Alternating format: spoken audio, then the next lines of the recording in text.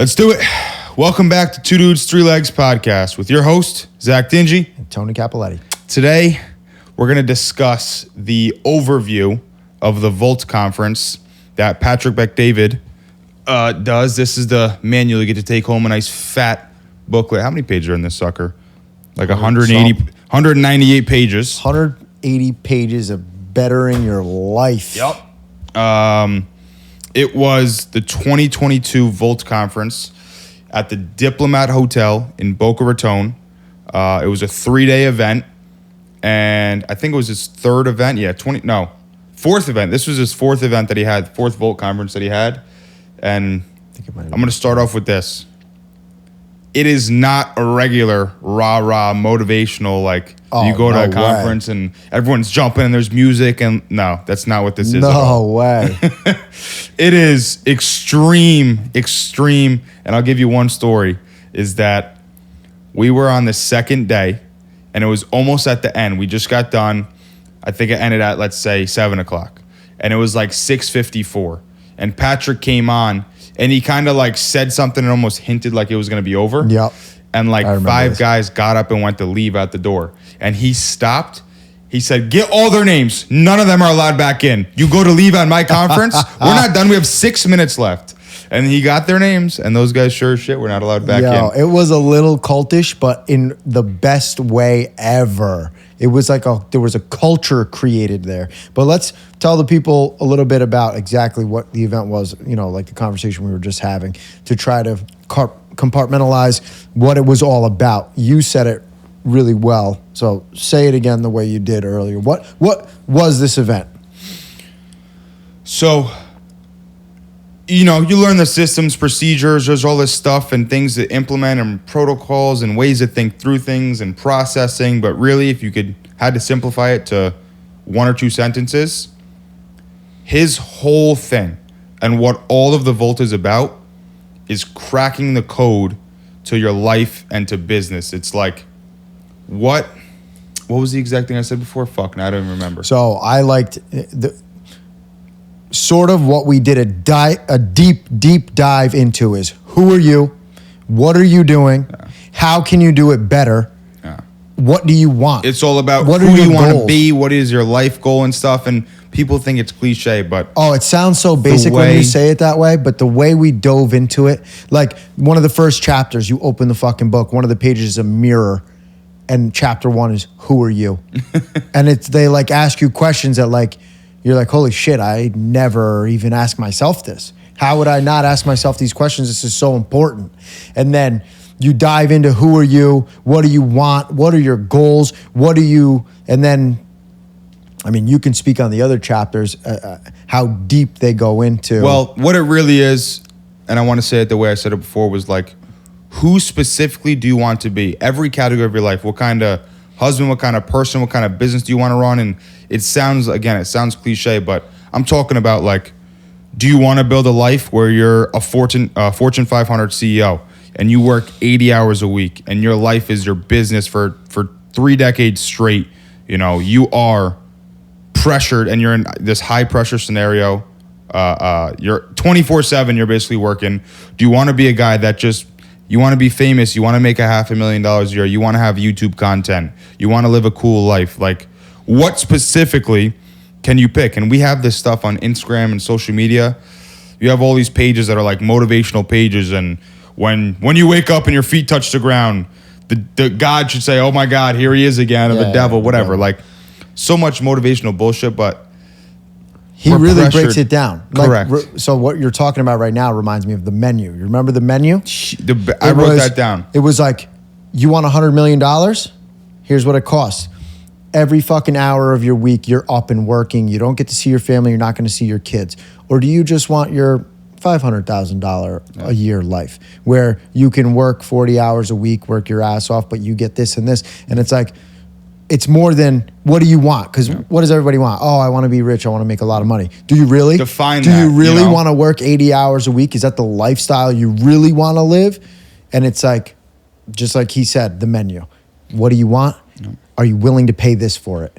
And then he broke down all the ways to do it. Like, do you want to work for 7 years, sell that business, make your $10 million and be done? Do you want to do it as an entrepreneur? Do you want to work inside of somebody else's business? Do you want to be a CFO, COO, something like that? Do you want to, he even goes down to this. Do you want to marry just a rich person and make it fucking easy on yourself? There's nothing wrong with that. Just, is that what you want?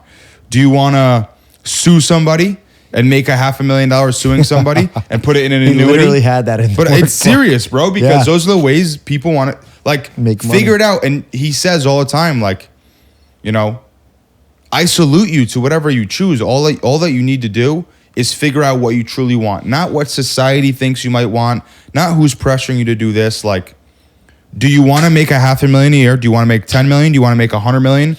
Do you want to open a charity? Do you want to open a business? Do you want to have a side hustle and still work your main job and have a pension? Like, you have to figure out, and that right there, it sounds easy, but go ahead and try to sit down and fucking write it out on a piece of paper. Right. It is so difficult. So I think we're getting a little off track though. We just wanted to explain exactly what the Volt conference was, right? Yep. And so let's not forget either that the way we went through it is with a workbook. Yeah. They literally had us fill out a workbook, which sounds like some high school shit. But holy shit, the questions in that workbook are like, they change the way you think. And make you think about things that you certainly should be, that a lot of people aren't, and they're missing the fucking plot when it comes to growing their businesses. But you want to start talking about the experience itself, like with a walkthrough? Yeah, let's do it. So, I mean, we went to the Diplomat Hotel in Boca. Let's start before there. Noel hits me up. Oh, my God. He's like, yo, you want to go to the Volt conference? And I'm like, yeah, you know, that sounds like a lot of fun. I was having trouble trying to figure out how I was going to time it because obviously we have the podcast. I got my fucking real estate shit to deal with and then solar on top of that. So I'm like, how the fuck am I going to work this in? So Noel invites me. I'm like, I don't know if I can make it work. Then he shows me ticket prices. And I'm like, yeah, I probably can't make that work. Fucking $1,800 a ticket for my ticket, not yours. I know you. What was your ticket? If you guys didn't see it, I spent $11,000 on my ticket. One ticket. We'll get into that. Yeah. Was it worth it? 1,000%. We'll get into that. We'll get into that. I would have paid $50,000 for that ticket if I would have known what I got. But then the way it developed, you know, you got on board. We got Bryce on board, and then once it turned into, you know, we can leverage this from not just being us going and spending money on a conference, but helping it to grow the podcast and our own brand and learn about, you know, my real estate and your solar management. Once we leveraged it to have much more value to us, then we decided, yeah, let's do this. So let's tell some stories about it. Noel called. He convinced us to go. I wasn't going to go at first. None of us were going to go.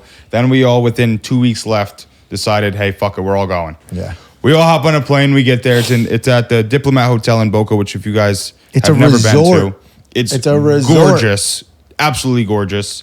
Pull up to the front door, Lamborghini, brand new M4, Shelby, the Shelby GT truck, which is his truck, PBD's Patrick Bet-David's truck. And so I'm just gonna tell you the list of people that were the speakers, which is already gonna give you like a hint of what this is. You have Andrew Fastow, which is the CFO of Enron, which everyone knows about the Enron scandal. He was the guy. He took the hit, went to jail for 10 years. Yep. We had, what was the name of that magician? Frederick Silva. De Silva. He's the most famous Vegas performer, and he only ever performs at Caesar's Palace. This was his first ever performance. Not at Caesar's Palace. Yeah. Which is insane. Yeah. We had Chaz Palminteri, who did his first ever performance for a corporate event. So, like, that right there is insane. We had, who was the other guy? Kevin Connolly, who was in The Notebook. Let's not forget Robert Kiyosaki. Shitting on Joe Biden. Yeah, probably my favorite. As far as entertaining, that was the most. I thought Robert Kiyosaki was more entertaining than the magician. Yeah.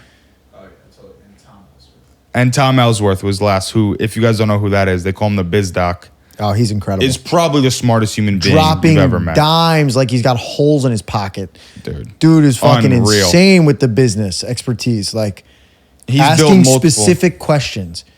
giving people, you got guys there. Obviously, everyone who's there either owns a business or they're helping to run a business in a big way. Yep. And they're there for information on how they can scale and leverage what they're doing to, improve. And this guy's answering questions that like you would have board meetings about. Yeah. And he's just sitting there like, nope, this is what you need to do. This. Bing, bing, bing, bing, bing. Guarantee you, anyone who got information from him is going to implement it this year. They'll be back at the Vault next year, and they're going to be $100,000 richer at a minimum. And you ready? I'm at dinner. So we have a private, the CEOs and the founders, the 2 top level tickets, had a dinner at this Brazilian steakhouse.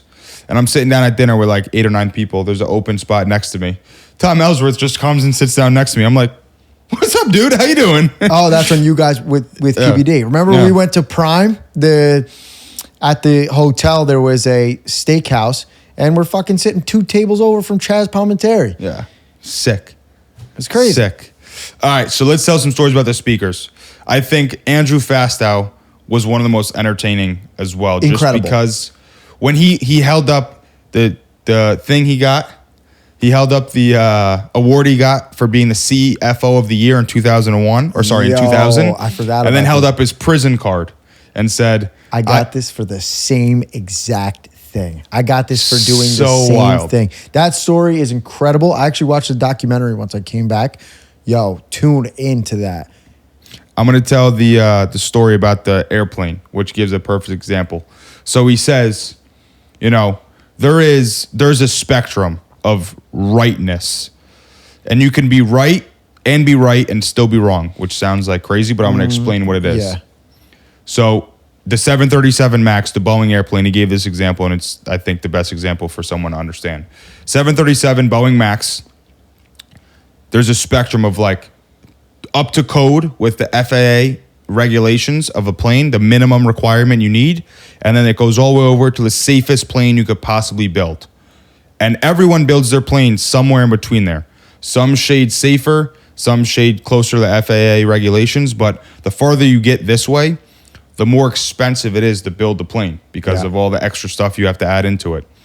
Well, the 737 MAX met every single requirement that FAA requires to build a plane. It checked every box on safety and all the stuff that you need to put a plane in the air. At a minimum. So it was up to code. It was right. It met every regulation. It was right. There was nothing wrong with what 737 Boeing did, or I should say what Boeing did. But they built that plane way over here near that line. And most people know what happened. Well, the 737 MAX crashed twice, both of their planes, and killed 300 and some odd people. Crazy. So it's like Boeing stock dropped and everyone thought Boeing, what an asshole, Nobody blah, blah, went blah. to jail for that. Yeah, people went to jail for sure. I thought they were just okay. Well, maybe not, because I remember Andrew Fastow went to jail. Yeah. But then they were just fined or something. I could be wrong. Well, like he said, you can be right and still be wrong. Right. He had a great quote, and I can't remember what it is. I wrote it down. But basically, his entire message was, you can go by any regulation you want, because everything he did when he worked for Enron was by regulation. Yep. He just worked the loopholes so well, but everything he did was signed off by lawyers. Yep. It all met regulation. By the bank, but by everyone. He was doing it with the wrong intent. Unholy way, yeah. His intentions were bad, and because of that, that company went from being one of the top 500 companies to bankrupt in a month, which is fucking insane. Crazy. And he went to jail for that, which is crazy, because I still kind of don't understand how you go to jail when everything you did was signed off by lawyers. Mm-hmm. That's, I feel, the point of that protection. But my favorite thing was his comparison of what he did to the Talmud. The Talmud is the book of followings for the Jewish religion, and I might not be saying this 100% correct, but this is what I took from it. But there's pretty much, it's like the 10 Commandments, but there's like 200 of them. 340, and there's you live by all of these guidelines, but the last one and most important one is be holy, because you can do the right thing all the time or do what you're supposed to do, but if you're not doing it with holiness in mind, or the betterment of everyone or, looking out for everyone, then what's the point? So to wrap that up, you can follow all the guidelines for your business, for life, for whatever it is, for marriage. But if you're doing it with the wrong intent, that's why Andrew Fastow went to jail, because of the wrong intent of why he was doing it. So then we had the magician. He was cool as shit. Chaz Palminteri, none of us actually saw. No, I missed it. We didn't see his performance, which kind of sucked. Tom Ellsworth, it's hard to really talk about what he said because it was so specific. But the guy, I think on paper it said that he's collected, funded, and sold $1.5 billion worth of businesses. Yeah. So he started multiple businesses and built them up, and then he was CFOs and COOs of multiple businesses, and they sold and had huge exits. So I think he's worth more than PBD. He's worth some serious dough, and he is unbelievable, dude. Unbelievable. He's like Jarvis of the business world. I swear to God. You're like, Ellsworth, how do I increase my money that I'm making every month? And he's just like, boom, do this, and this. See ya. Moving screens, pulling screens on, dragging this over here. He's literally a business genius. Yeah, his Connect price was more than everybody else's except Entertainment. You know what I'm talking about? Yes. Yep, the app. That's a cool ass app too. And then the most entertaining speaker, although we didn't get much from him, was Robert Kiyosaki. Oh, yeah. And the reason we didn't get much from him is because he's speaking to billionaires. His advice was for billionaires. One of his advice was like, buy, what was it, the 5 Gs? Yeah, 5 Gs. Gold, grub, which is food. Ground, which is real estate. Shit. There were 2 more that I have written down. Grub. I have them written down. Well, find it. But so his advice is buy the 5 Gs: gold, ground, grub. So I think someone asked him, he's like, what do you mean by gold? Buy gold? Like invest in gold? And he's like, no. I bought a gold mine. I bought a gold mine. Oh, hold up. Gold, ground, which is real estate. Grub, which is food. Gas, and guns. Okay, yeah. So then they're like, oh, invest in gas companies? And he's like, no, like buy an oil refinery. And we're like, oh, okay, let me put that in my notes. I'll go look at one next year. And it's like, buy food. How do you invest in food? He's like, yeah, I got Wagyu beef steaks and fucking I bought Wagyu the beef largest cows farm. And I sell their sperm. We're like, Robert, we're like, bro, I don't have that money. What are you talking about, bro? And then someone even asked about ammo, and he's like, no, I buy it by the pallet. Yeah, I buy We're it like, by all the right, Robert, fucking thanks for pallet. the advice. We'll use it in 10 years from now when we have $1 billion. But he was hilarious. The way he was talking shit about Joe Biden. And, bro, he says all the shit that I say all day that everyone calls me a conspiracy theorist for.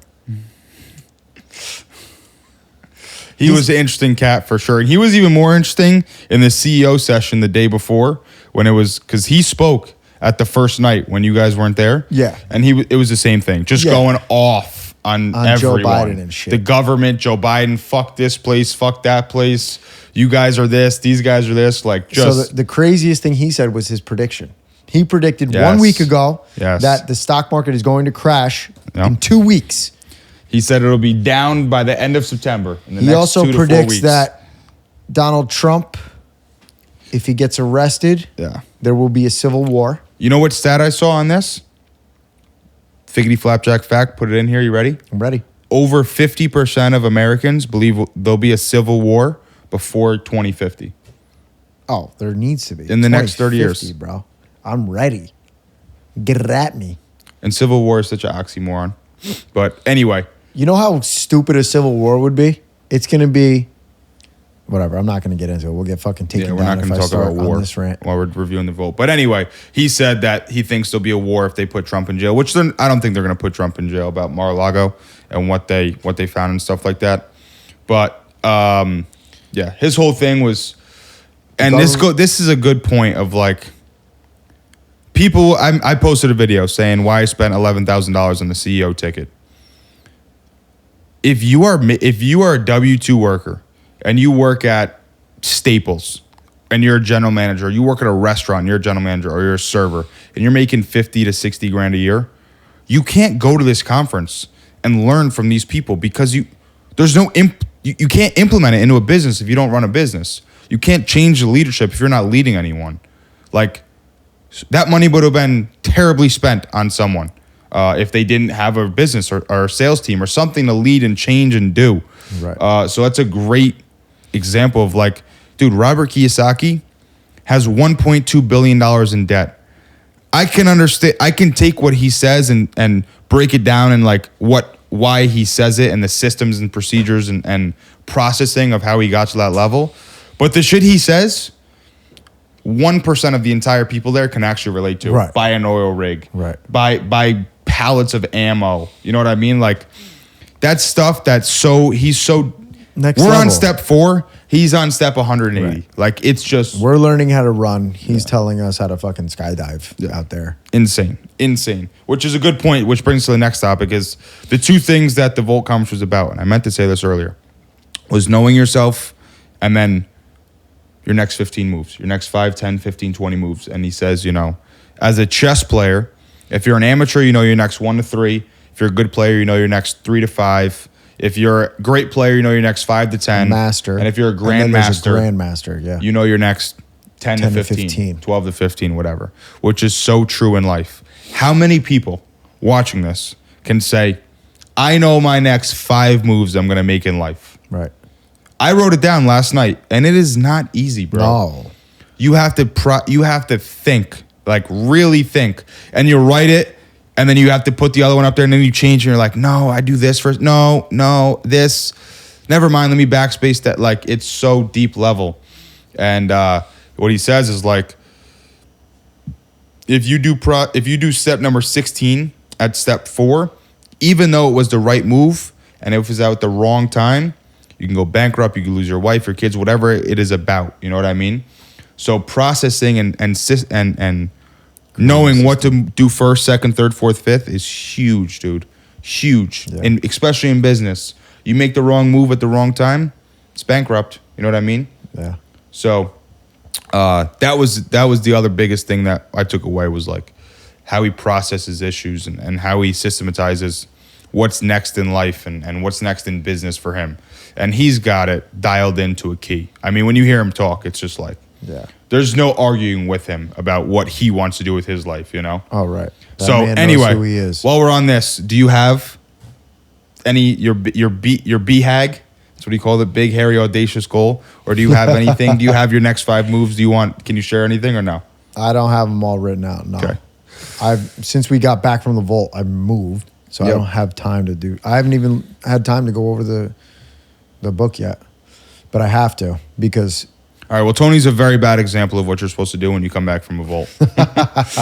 Well, no, one of my fucking goals was to move. That was move 1 then. I already met it. Yeah. That was step 1. Right. But That I was got to step write 1. out the rest of them. But I have a lot of good ideas as to what they're going to be because of all the fucking good people we met down there and the good advice I got. Well, let me tell you guys, when I was done with the vault, my mother lives down in Florida, so I stayed down there for 3 days and hung out with her. From the first day we got back, from 8 a.m. until 6 p.m., I locked myself in my mom's room and sat in her little fucking corner desk with all her shit around me. And I had, like, one little spot just for my laptop. And I had my laptop and the notebook. And I literally dissected everything in this book and wrote it down. And just the stuff that's in that book, dude, if you actually have a business to run and a vehicle to implement it into, it's unreal. Yeah. It's unreal. It's worth $50,000, $100,000, $1 million, depending on how big your business is. Could be more than that. Yeah. I remember meeting people there who were like, oh, this is my second year here. Because when you're there, you're encouraged to network. And everyone is talking to everybody. If you're sitting next to someone for 2 seconds and you have a minute to talk, you're talking to them.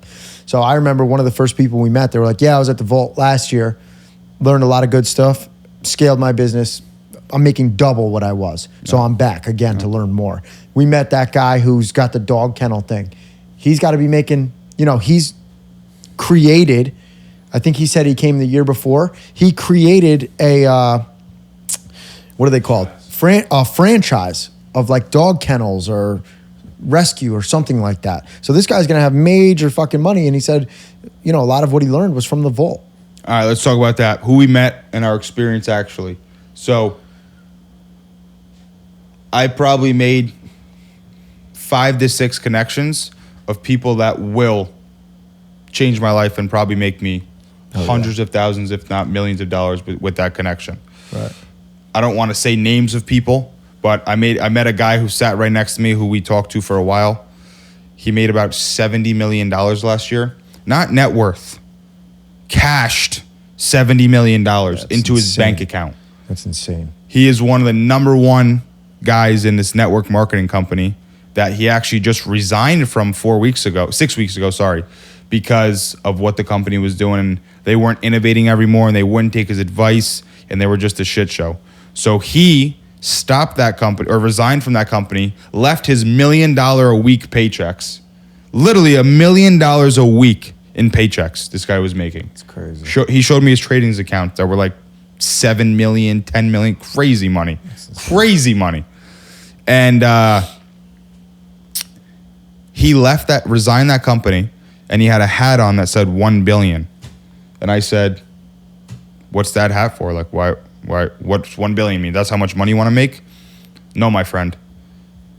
I want to change 1 billion people's lives, and that's what I'm going to do with my network marketing that I just started. Wow. So he resigned from his company, made his own network marketing company that's all about... It's called 1 billion? It's called 1 billion. That's fire. Yeah.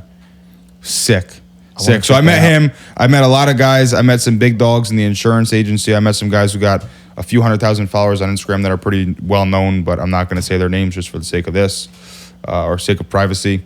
But I mean, the connections you make at that place, again, if you can implement your business and you can use their Rolodex and those people and you can benefit from each of them, if I can give business to him, he can give business to me.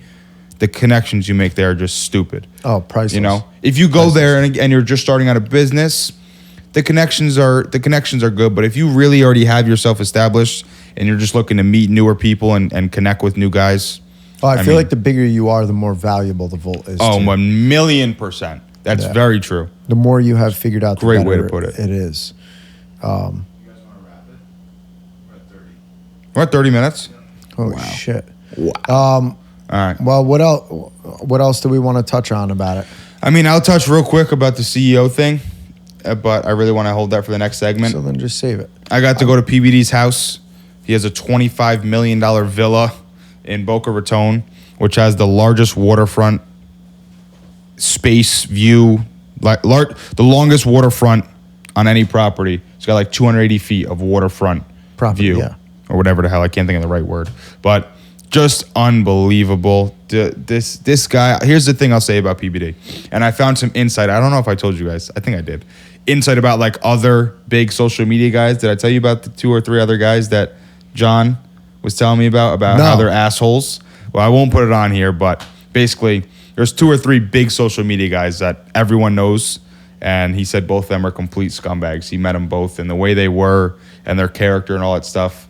But what PBD is he's real, dude. Like, he's the real deal. When you go up to this guy and you get a chance to ask him questions and actually talk to him, you can be a guy that's making $3,000 a month, just started out your business, and a nobody in the grand scheme of things, and he talks to you like you're Jesus Christ. Yeah. He wants to know everything you do. He asks all detailed questions. He's laser focused in on you. He's so thoughtful and like so curious about things, and his character is unbelievable. He's just one of those people that is the real fucking deal. Yeah. He knows exactly what he wants. I got to meet him for 1 second. Yeah. I'm in the bathroom. In between, we get bathroom breaks because this shit is so serious. You're there paying attention, and to the point where you're not even like. There's no bathroom breaks allowed. You can't get up and go to the bathroom. There's none. So we break for bathroom. I'm in the bathroom. 2 seconds. I fucking take a piss. I'm putting my dick away, and then I hear, "Oh, you guys found the good bathroom." I fucking look up. Felt like I looked 10 feet into the air, and Patrick Pitt-David's walking up to me while I'm buttoning my pants. I'm like, "Oh, what's up, Pat?" And that was it. That's all I got to say. And all I got to say is that he said, dude, I like your stash as I walked Oh, by. yeah. And that's it. I'll never shave the stash. porn stash. And then I came back and shaved the whole beard so I can go full stash. Yes, sir. So I think in closing, the Volt was 100% worth it. If you own or run a business at a high level, you should absolutely go to the next Volt. What you'll take from it is priceless. You could be a $100,000 a year guy, a $500,000 a year guy. You could be running $1 million business. You could be running a $10 million business. You could be running a $100 million business.